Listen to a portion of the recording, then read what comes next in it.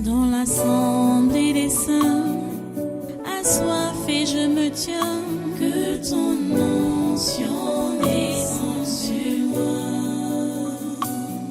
Conscient que mon destin est dans le creux de ta main, que ton onction descende sur moi. Je suis disposé, assoiffé, que ton onction descende sur moi. Je suis disposé, assoiffé,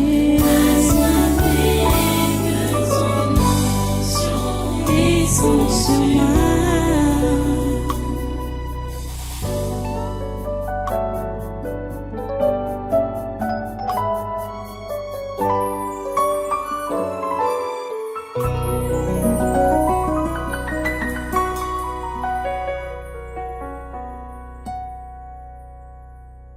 Attends, reviens là, ceux qui sont tente numéro 1 là. C'était... Oui, à l'endroit là.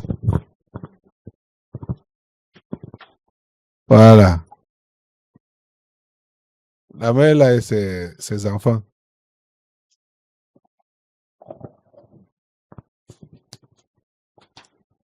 C'est vous ici, non?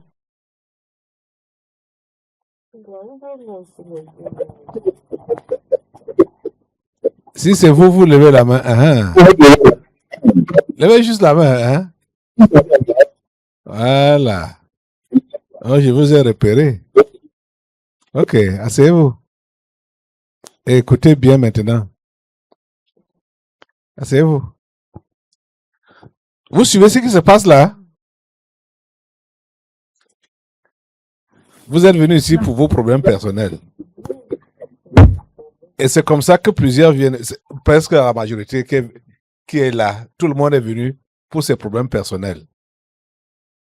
Tous là sont sous la malédiction. Hein? Tous là sont sous la malédiction. Hein? Je suis avec ceci d'abord. Vous avez suivi ce que j'ai prêché aujourd'hui, ce que j'ai enseigné aujourd'hui? Oui, pasteur. Voilà.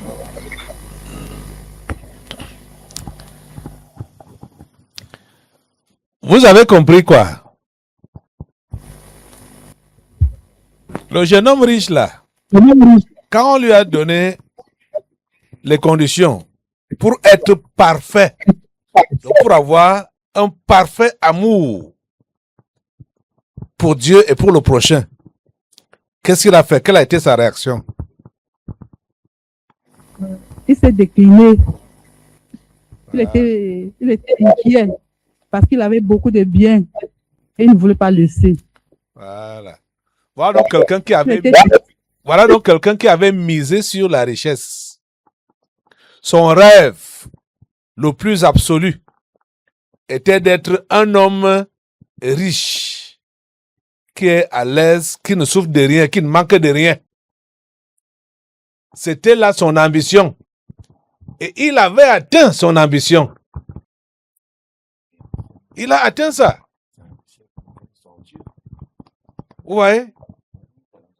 Et il est arrivé, quand on voit ce qui s'est passé, quand il est allé vers Jésus là, on se rend compte que pour lui, sa richesse était plus importante que Dieu lui-même. Sa richesse était plus importante que le ciel qu'il prétendait chercher. La vie éternelle qu'il prétendait chercher. Sa richesse dépassait tout ça. C'est pourquoi quand Jésus lui a dit ce qu'il fallait faire, comment se débarrasser de cette richesse-là, le monsieur a tourné le dos sans dire au revoir. Il est parti. Et c'est là que Jésus se tourne vers ses disciples pour leur dire que, hey les amis, l'affaire si est sérieuse. Ceux-là qui ont des richesses, ceux-là qui sont riches, c'est difficile pour eux d'entrer dans le paradis, d'être sauvés. Difficile. Et cela, les disciples étaient très dépassés, étonnés. Et ils ont donc posé la question, qui donc va être sauvé? Et dans cette question, on comprend que tout le monde est riche. Parce que si vous pouvez vous demander que qui donc va être sauvé dans le monde, du point de vue normal, là, n'est-ce pas, on voit qu'il y a des pauvres et il y a des riches. N'est-ce pas, on voit qu'il y a des démunis, hein, et des opulents. Hein? Mais, en réalité, tout le monde est riche. Tout le monde. Parce que si tu peux avoir à manger, si tu peux arriver à manger, je ne sais pas ce que tu manges, mais ce qui peut te satisfaire et t'empêcher de mourir, tu es riche. Vous comprenez ça? Et Jésus fait donc comprendre que pour le suivre, pour avoir la vie, pour être parfait, il ne faut pas s'accrocher sur ses richesses. Donc tout ce sur quoi ta vie est fondée là, ce sur quoi tu comptes. J'ai lu votre lettre et vous n'avez pas dérogé à la règle. Vous avez appliqué la même règle de tout le monde qui vient ici. C'est ça qui a été appliqué par vous. Et c'est tombé que vous avez suivi le message de ce matin. C'est pourquoi vous étiez là hier aussi? Ok. D'accord. Mais vous avez suivi quand même pour ce matin en direct. Vous écoutez à la radio. C'est ça que vous m'avez écrit. Que depuis, vous êtes des auditeurs de la radio. Vous êtes venus là en direct aujourd'hui. Et vous avez suivi. Pasteur. Ok. Suivi. Je voudrais vous interpeller pour que vous soyez des chrétiens authentiques.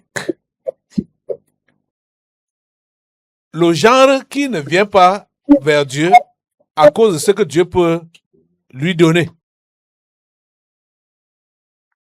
Le genre qui ne vient pas vers Dieu parce que Dieu va le guérir, Dieu va lui donner la bénédiction, Dieu va lui donner le travail, Dieu va donner, vous ici, là, la paix dans votre famille.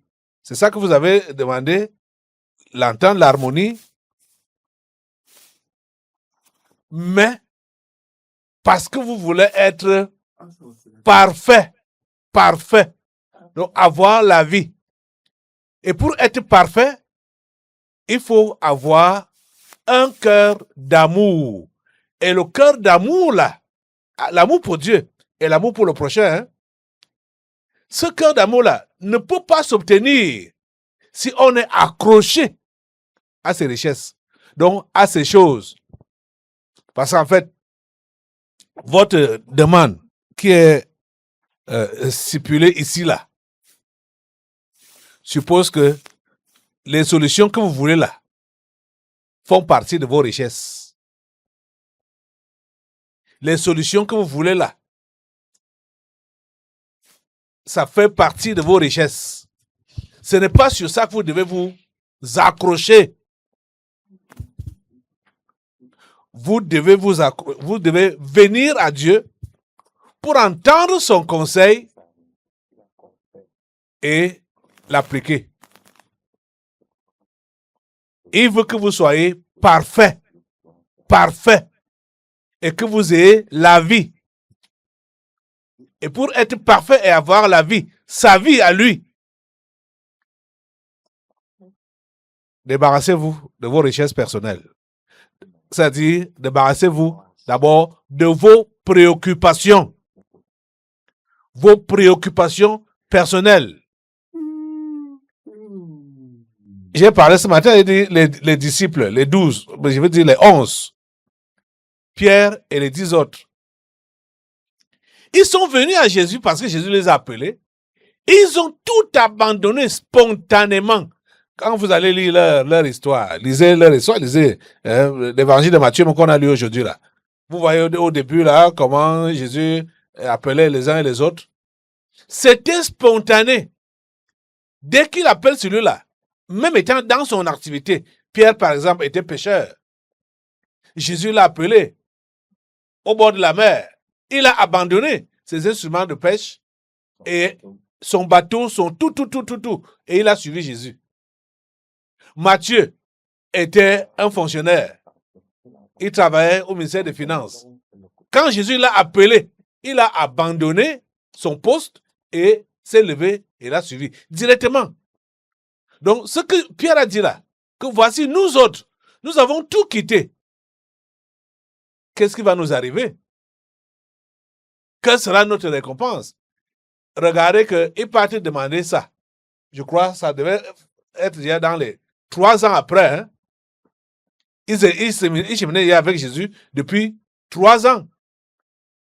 Quand il partait demander que voilà, nous avons tout quitté et nous t'avons suivi. C'est demain quand je vais continuer ce message. Pour vous là, je vous exhorte d'abord, puisque ce que Jésus a dit aux apôtres, nous avons la grâce qu'on peut l'entendre maintenant, avant même de nous engager à le suivre. C'est ça qui est important, mes bien-aimés. Je vous assure. Suivre Jésus pour ce qu'il est et non pour ce qu'il peut faire pour nous. Nous engager à le servir parce qu'il nous le demande sans attendre de récompenses immédiates sur cette terre. Vous comprenez ça?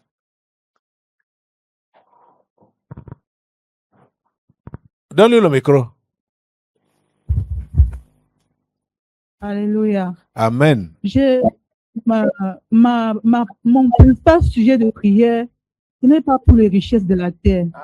C'est pour le salut de ma maison parce que moi que je suis, j'ai donné ma vie au Seigneur en 2010 et c'est mon fils-ci, mon premier, qui m'a converti au Seigneur, qui m'a prêché la parole. Il faisait à l'époque la classe de 3e. Il m'a prêché la parole et j'ai donné ma vie au Seigneur. Maintenant, pendant que je suis le Seigneur, la famille de son père l'a persécuté. Et depuis ce temps, il ne suit plus Dieu. Et c'est ça qui a bouleversé toutes choses dans ma vie et dans sa vie aussi. Donc, mon problème, c'est le salut de ma famille. Ce n'est même pas les richesses. Parce que je sais que si mon fils a le salut, la bénédiction va venir toute seule. C'est ça mon problème. Merci, maman. Mais je vais te dire que ton fils n'est pas le seul être qui vit sur cette terre. Il n'est pas le seul humain sur cette terre. Et si tu as compris mon message et ma prière, que tu comprennes ça. Maintenant, je comprends que ton fils, c'est ta fortune. Tu as dit que tu n'es pas riche. Mais maintenant, je comprends que ton fils, c'est ta fortune. C'est toute ta fortune là-bas. Que l'Esprit de Dieu t'aide à comprendre ça. Que ton fils, c'est ta fortune. Tu comprends ça? Oui, parce que... Voilà. Le garçon même comprend que c'est lui qui est réellement la fortune de sa mère. Quand on parle des riches, ce n'est pas que tu vas emmagasiner des choses. Tu as combien de fils? Un seul. Voilà. Un seul. C'est ta fortune. C'est toute ta famille là-bas. C'est tout. C'est tout ce que tu as. Hein? C'est ta fortune là-bas. Tu vois donc que tu es au centre de ce que j'ai prêché ce matin. Tu es au centre de ça. Je ne savais pas que tu étais à l'église ce matin. C'est après le culte que ton courrier me parvient. Après la prédication, là, tout à l'heure, que ton courrier me parvient. Et je vois que tu réponds exactement à ce que j'ai enseigné aujourd'hui. Tu as vu que dès que la caméra a commencé à passer là, j'étais repéré, non? Oui, pasteur. Est-ce qu'on s'est déjà vu une fois? Non, Hein? non, pasteur. Hein? Non, non. On s'est jamais vu. Mais j'ai lu ta lettre avant de passer aux délivrances. Et quand la caméra a commencé à circuler, j'étais reconnu. Et j'ai dit qu'il faut que je t'interpelle une fois. J'avais déjà dit aux enfants, j'avais déjà mis ton courrier à côté, que dès que je vais te voir, je vais t'interpeller. Tu vois? Donc, ce que j'ai prêché, ça s'applique à toi aussi bien qu'à cet homme riche-là. Ou aussi bien, je ne sais pas quel est le... Dans Fulo, c'est le plus riche ici au Cameroun. Dans Pulo. Hein? le Fulbe là. C'est ça, non? Dans Pulo. Que tu sois comme dans Pulo, ou comme tu sois, on peut encore dire qui? Hein? Ou comme le plus pauvre qu'on connaît dans la Bible, c'est Lazare. C'est Lazare qui n'avait pas, lui n'avait même pas à manger. Hein? C'est lui qui était réellement pauvre. Il était démuni. L'amant et ses enfants. J'espère que vous m'avez bien compris. Hein? Garçon, Oui, tu pasteur. dois revenir à Jésus aujourd'hui là. Pas pour ce que tu attends de lui, qu'il va te donner ou bien qu'il va te faire, mais pour ce qu'il est. Jésus est mort à la croix pour toi. Jésus est mort à la croix pour vous. Vous voyez, je crois que ce que j'enseigne là, le thème de ce séminaire, ça s'applique également dans ce que ton fils a expérimenté là. Hein? Les pièges du rêve brisé.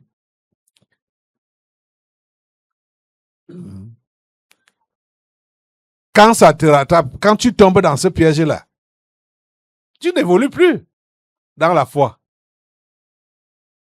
Hein? Tu n'évolues plus. Donc, si tu vas venir vers Jésus, parce que tu comptes que tout sera toujours bien pour toi, dès que ça va aller mal, tu vas abandonner. Tu vas rétrograder.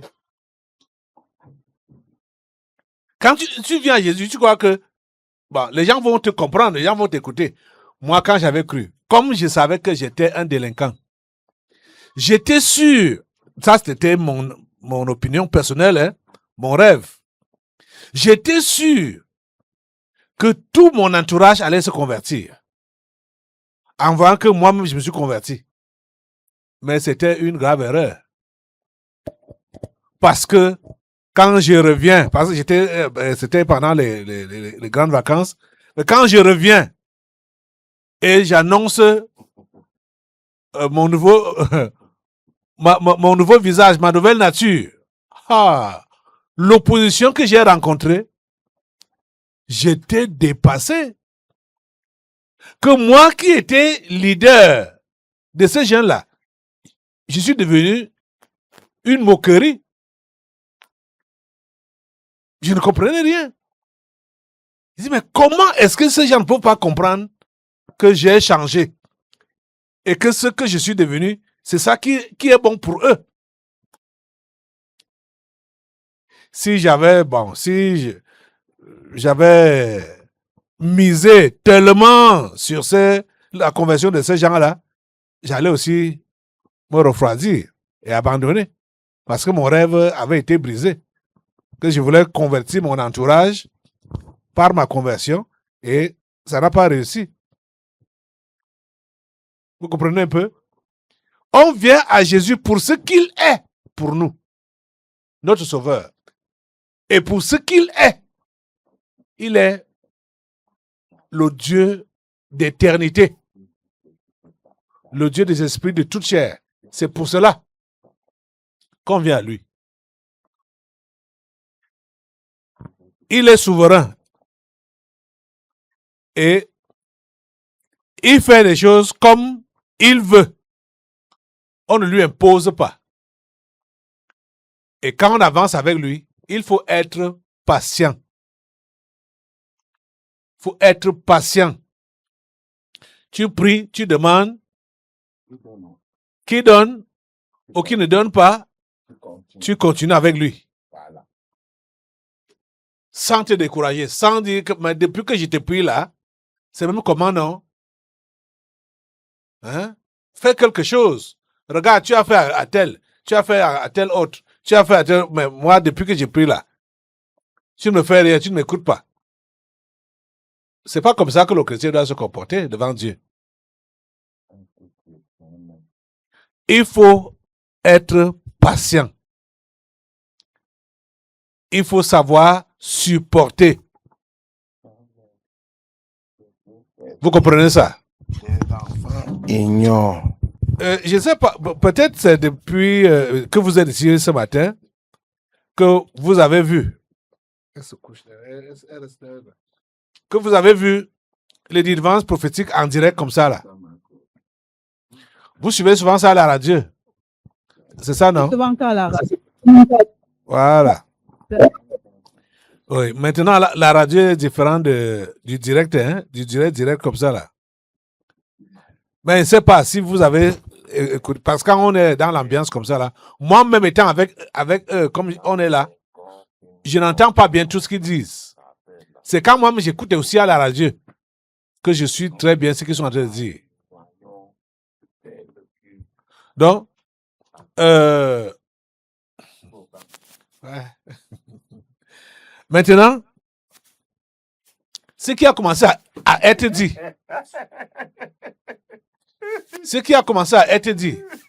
c'est que la plupart des chrétiens sont impatients. Au début, ils ont bien démarré, mais avec le temps, l'impatience s'est instaurée quand ils sont en train de voir que les prières ne sont pas exaucées à leur rythme, ou bien les délivrances ne s'accomplissent pas à leur rythme à eux. Ils se sont impatientés. Nous sommes dans le combat ici là. Ce combat a commencé ici au tabernacle depuis 13 ans aujourd'hui. C'est-à-dire depuis fin 2012, début 2013, que ce combat a commencé ici. Et que Dieu a commencé à nettoyer non seulement la nation camerounaise, mais le monde entier. Et plusieurs de ceux qui étaient là depuis ce temps-là, certains sont en train de se décourager pour dire que depuis qu'on est en train de faire cette délivrance, on va arriver quand? On va arriver quand? Mon frère, je ne sais pas si toi tu t'es posé aussi cette question-là ou bien toi, tu as dépassé ce stade-là. Oui, parce que tu sais qu'on évolue, on grandit. Dans la première partie de ma marche chrétienne, je me posais ce genre de questions. Voilà. Mais depuis un certain temps, je ne me pose plus ce genre de questions-là. Je sais que ce que Dieu a dit qu'il va faire, il va le faire. Quel que soit le temps. Quel que soit le temps. Il faut attendre. Oui, il faut attendre. Parce que quand on se réfère, bon, je disais à quelqu'un dernièrement que je suis parfois amusé de voir comment Dieu fait les choses. Pour lui, par exemple, la vieillesse ne lui dit rien. C'est ça, non? S'il peut te prendre, même si tu es vieillard, il te prend, il t'utilise comme un jeune. Oui, il a appelé Abraham à quel âge? Il a appelé Abraham à cet âge-là. 75 ans. Oui. Et moi, j'ai compris, j'ai vu des changements qui se sont passés ici depuis que je suis arrivé. J'ai compris lorsque les délivrances prophétiques ont commencé, Dieu a commencé d'abord à nettoyer les fidèles qui étaient là. Nous couper de tous les liens qu'on avait, toutes les saletés qu'on portait, il a commencé donc à nous nettoyer avant qu'on s'associe à la prière et qu'on puisse élever la voix. Après ça, il s'est attaqué dans les, on va dire comme ça, là, le champ religieux chrétien pour le nettoyer, pour essayer de neutraliser les gens qui dérangent partout là. Avec des faux messages. Avec les faux messages. Progressivement, il a nettoyé même le Cameroun globalement, hein, un peu comme le travail que le bulldozer fait. Voilà, il fait un travail de terrassement, un travail brut, un travail brut.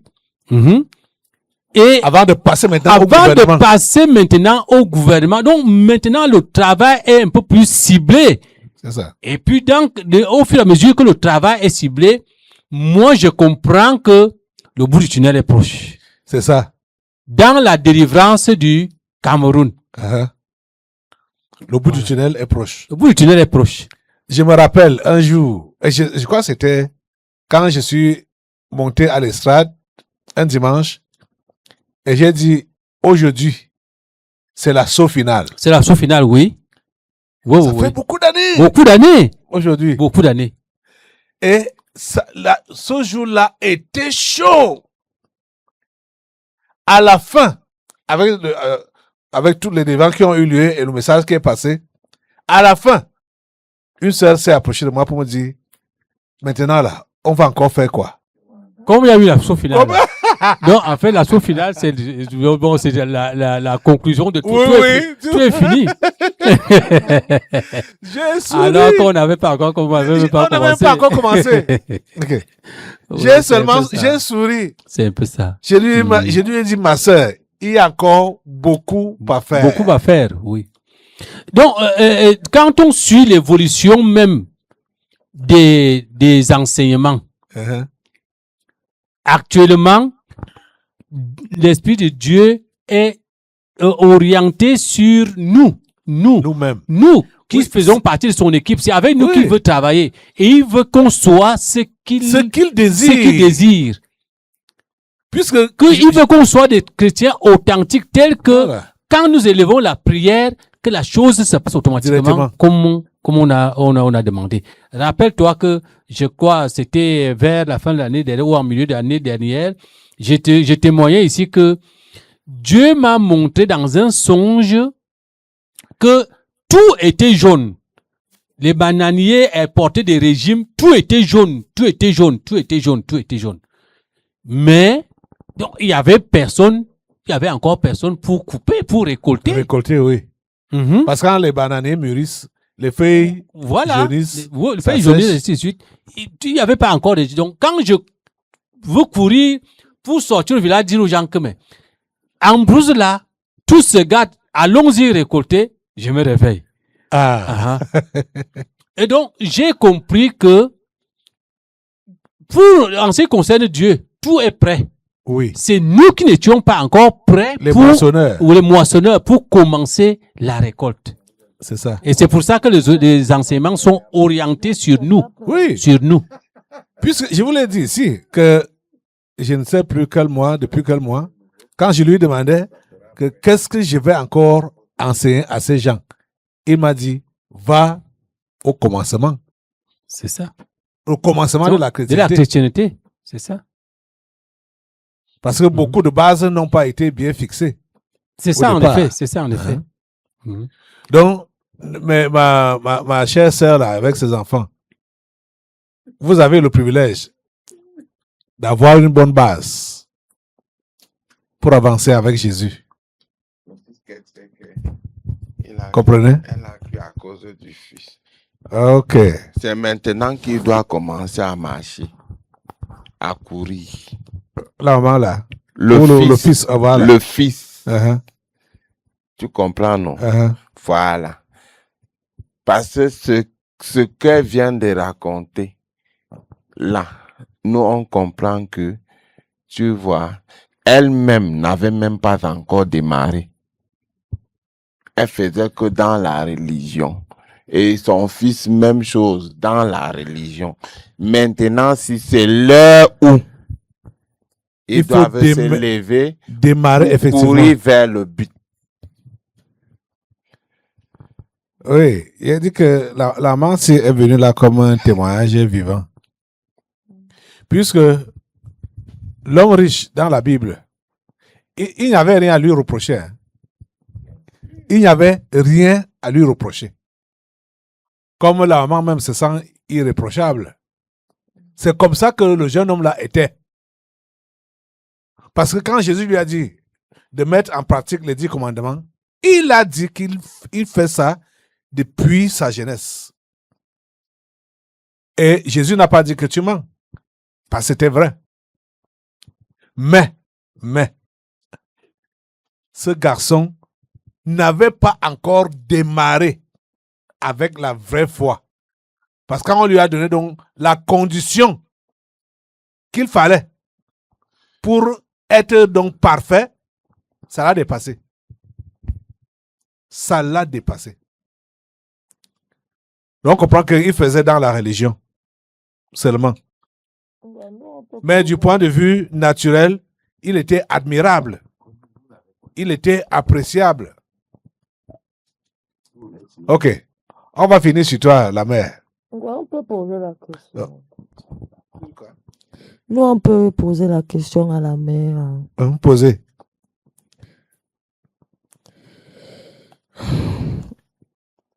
Les disciples, quand ils ont suivi votre type là, chacun partait chercher son enfant, que mon enfant aussi doit être sauvé. Si chacun partait suivre le type là pour sa famille, qui devait être sauvé? Seulement les membres de ta famille. Ça, elle n'a même pas commencé. C'est l'égoïsme.